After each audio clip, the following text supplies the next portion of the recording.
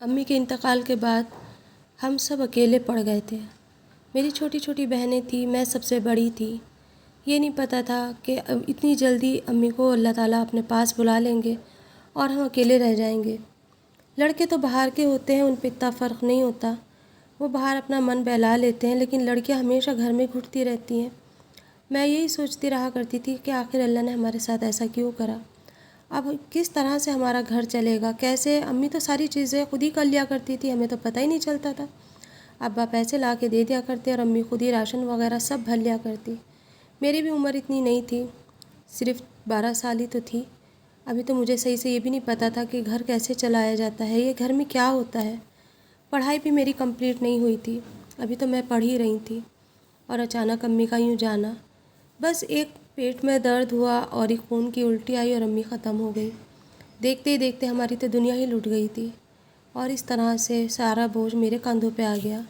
School मेरा छुड़वा दिया गया और घर में मुझे काम पे लगा दिया गया। फूफियाँ आईं, फौरी तौर पे आके वो मुझे बता गई। कुछ टाइम कोई एक फूफी रुकी भी थी, छोटी वाली, लेकिन फिर बाद में ये मसले मसाइल चलने लगे। हमारे बच्चों के स्कूल है, हम कब तक यहाँ रहें भाई, अब हम अपने घर जाते हैं, वरना हमारे घर की भी परेशान हाल हो जाएंगे। और इस तरह से वो भी पल्ला झाड़ के चली गई।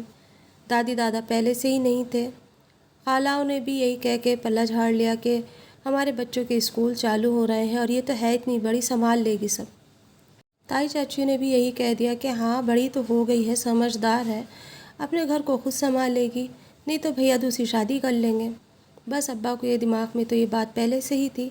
अब्बा ने फ़ौरन तौर पे कह दिया अपनी बहनों से, अपनी भावजों से, आस पड़ोस में कि मैं दूसरी शादी करना चाहता हूँ, कोई लड़की हो तो बताओ, या कोई ऐसी जो मेरे बच्चों को संभाल ले। और इस तरह से अब्बा ने हमारे लिए सौतेली माँ ला के रख दी।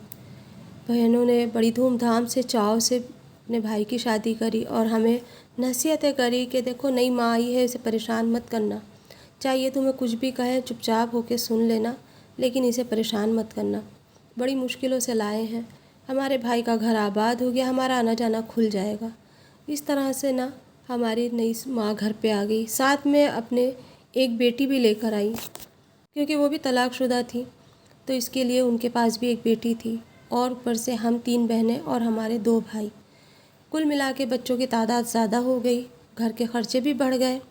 और अब्बा तो इतने मगन थे, अब्बा तो इतने दीवाने हो गए थे उन्हें कि उनकी हर बात सही लगती, हमारी सारी बात गलत लगती। जैसे जैसे वक्त गुज़रता जा रहा था, हमारे अंदर उन्होंने कीड़े निकालने शुरू कर दिए, हमें बातें सुनानी शुरू कर दी, मेरी बहनों पे जुल्म करना शुरू कर दिया। और वक्त के साथ साथ सब कुछ बदल गया।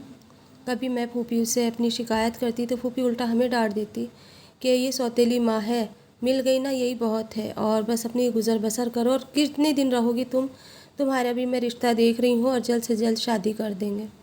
इस तरह से मेरी छोटी सी उम्र के अंदर मेरी सौतेली माँ ने और मेरी फूफो ने मिलकर एक रिश्ता देखा।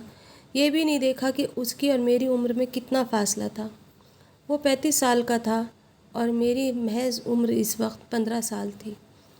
लेकिन ये जोड़ कैसा जोड़ था, मेरी ये नहीं समझ में आ रहा था कि क्या सोच के उन्होंने मेरे लिए ये सब कुछ कर रही थी। वो बस ये था कि बोझ जल्दी से जल्दी कम हो जाए। अब्बा को तो बिल्कुल भी फ़िक्र नहीं थी। अब्बा ने तो ये कह दिया था, अगर अच्छा घर है, उम्र है, तो उम्र मत देखो, घर देखो, ताकि इनकी गुज़र बसर आराम से हो जाए।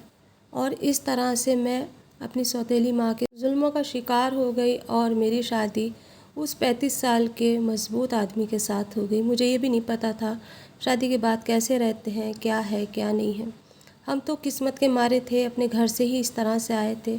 यहाँ आने के बाद में हर एक बात पे रोक टोक शुरू हो गई। जब मैंने रात में उसको देखा तो मेरे ये सोच के मैं रह गई कि काश मेरी अम्मी होती तो मेरी अम्मी मेरे लिए ये चीज़ कभी पसंद ना करती। उसकी दाढ़ी तक के अंदर सफ़ेद बाल झांक रहे थे और मैं ये सोच रही थी इसके साथ ज़िंदगी कैसे गुजरेगी। मेरी तो उम्र भी इतनी नहीं है कि मैं इसका मुकाबला कर सकूं किसी चीज़ में भी।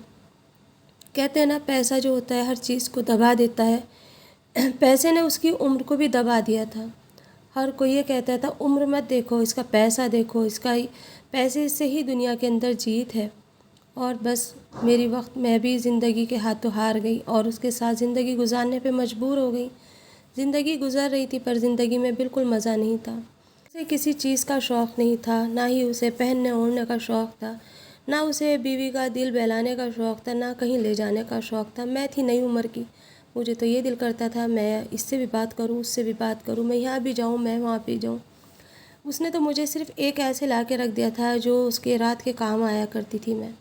और वक्त गुज़रता रहा और मैं कहीं ना कहीं अपने आप को खोती चली गई। एक दिन अचानक मेरी नन का लड़का आया और मैं उसे देखती रह गई, क्योंकि शादी के बाद मैंने पहली बार उसे देखा था और उसने मुझे देखा था। उसकी उम्र और मेरी उम्र में ज़्यादा फासला नहीं था, लेकिन हाँ, अगर मेरी शादी होती तो उसी से होनी चाहिए थी। कहीं ना कहीं मेरे दिल के अंदर ये ख़्याल आ गया।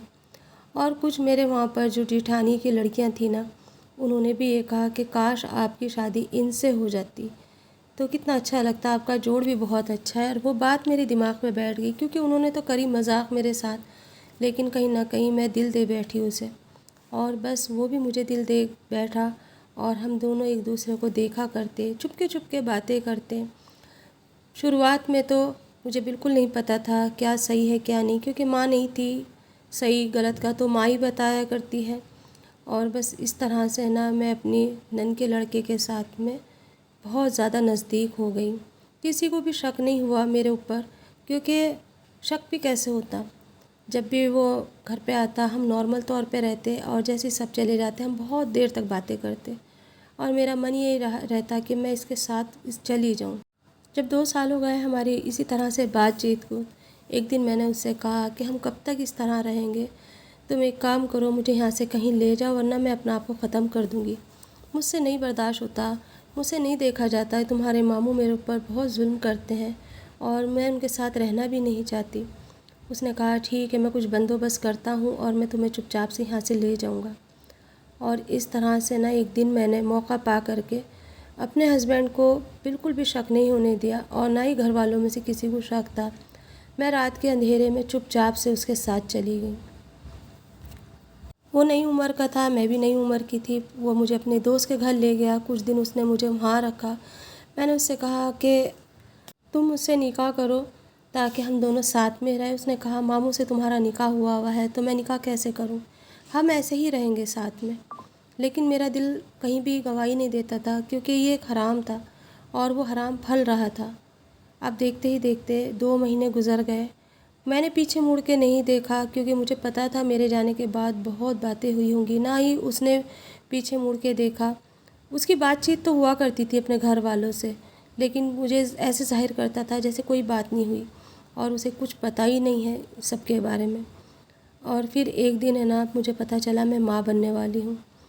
मुझे खुशी तो बहुत थी, लेकिन साथ साथ में दुख भी इस बात का था कि ये नाजायज़ है। मुझे कहते हुए बिल्कुल भी शर्म नहीं आ रही है, क्योंकि वो नाजायज़ बच्चा था।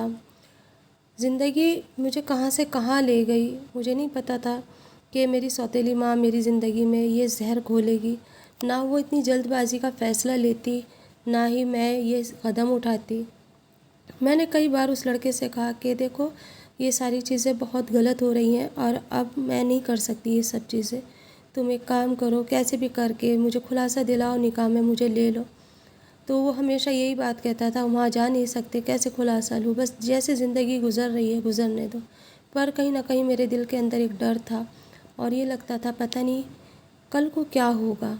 और वही हुआ जिसका हर किसी लड़की को डर होता है, क्योंकि शादी के बंधन में बंधे रहते हैं तो अपने पास प्रूफ होते हैं। लेकिन जब शादी के अलावा ये रिश्ते बनते हैं ना, रिलेशनशिप, तो इसी तरह से धोखा भी मिलता है। हमने किसी को धोखा दिया, कोई और हमें भी धोखा देगा। और इस तरह से एक दिन अचानक वो लड़का गायब हो गया। मैंने उसके दोस्त से पूछा तो उसने कहा मैं तो खुद किराए के घर पे रहता हूँ और ये रूम भी खाली हो रहा है, मुझे नहीं पता वो कहाँ गया, उसने रेंट भी नहीं दिया है। और तुम एक काम करो, तुम भी अपना ठिकाना ढूंढ लो, ये घर मैं खाली कर रहा हूँ। मैंने फ़ोन लगाया, उसका फ़ोन स्विच ऑफ आया। मैंने अपने घर फ़ोन लगाया अपने बाप को, तो मेरे बाप ने कहा तू मेरे लिए मर गई है, कहीं भी जा। फिर मैंने रोते हुए अपने हस्बैंड को फ़ोन करा तो उन्होंने भी यही कहा कि तू हमारे लिए मर चुकी है, तूने वो काम करा, मेरी बेइज्जती करी है, मेरी पगड़ी उछाली है, अब मेरे से तू मर चुकी है, तू कहीं भी जा। इस तरह से मैं भटक रही थी। अब मेरे पास ना तो छत थी और ना ही मेरे पास कोई और ठिकाना। अब मैं कहाँ जाऊँ। मुझे रोना भी बहुत आ रहा था, अपनी गलती का एहसास भी बहुत हो रहा था, लेकिन अब मैं क्या करूँ, मेरे पास सिवाय पछतावे के कुछ नहीं था, क्योंकि मैंने अपनी ज़िंदगी को अपने हाथों से बर्बाद करा था।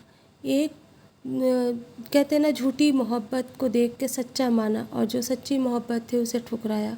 भले ही वो 35 साल का था, लेकिन कम से कम उसने मुझे छत तो दी थी, कम से कम उसके घर में मैं इज़्ज़त के दायरे में तो रह रही थी। आज ना इज़्ज़त है, ना मोहब्बत है, ना घर है। अब मैं कहाँ जाऊँ? हार करके मैं पुलिस स्टेशन गई। वहाँ जाकर मैंने FIR दर्ज कराई। उन्होंने उस लड़के को वहाँ से उठवाया। फिर उससे कहा, मेरी नंद आई, उसने मुझे बहुत बुरे भले कहे और कहा कि तू हमसे मर चुकी, तूने मेरे भाई का घर ख़राब करा, मेरा घर ख़राब करा, और पता नहीं कितनों का करेगी। आज तक मुझे इस बात का बहुत ज़्यादा पछतावा है कि एक गलती ने मेरी ज़िंदगी में क्या से क्या कर दिया। पुलिस वालों ने भी ये कह दिया कि उसके निकाह में हो, वो तुम्हें छोड़ेगा तो फिर तुम इससे लड़के से निकाह कर लो। लेकिन ये लड़के ने साफ मना कर दिया कि मैं निकाह में नहीं लूँगा, क्योंकि मैंने एक की वजह से मुझे सब कुछ छोड़ना पड़ा और मैं अपने घर वालों को नहीं छोड़ सकता। ना मेरा यहाँ का फ़ैसला सही हुआ, ना मेरा वहाँ का फ़ैसला सही हुआ। आखिरकार मुझे एक संस्था में भेज दिया, जहाँ पर कहा कि तुम जब तक कि तुम्हारे बच्चा नहीं होता तुम यहीं पर रहो और काम करती रहो, जैसे भी यहाँ पर गुज़र बसर होती है, फिर देखते हैं आगे चल के क्या होता है। आज भी मैं उसी संस्था में हूँ। किसी ने मुझे आके पूछा नहीं, किसी ने ही नहीं देखा कि मैं किस हाल में हूँ, कहाँ हूँ। बेटी हुई है मेरे, और अब मैं ये सोचती हूँ कहीं इसकी किस्मत मेरी तरह तो नहीं। ज़िंदगी की एक भूल इंसान को कहाँ से कहाँ ले जाती है। आज ज़िंदगी ने वो खेल खेला, कभी सोचा भी नहीं था।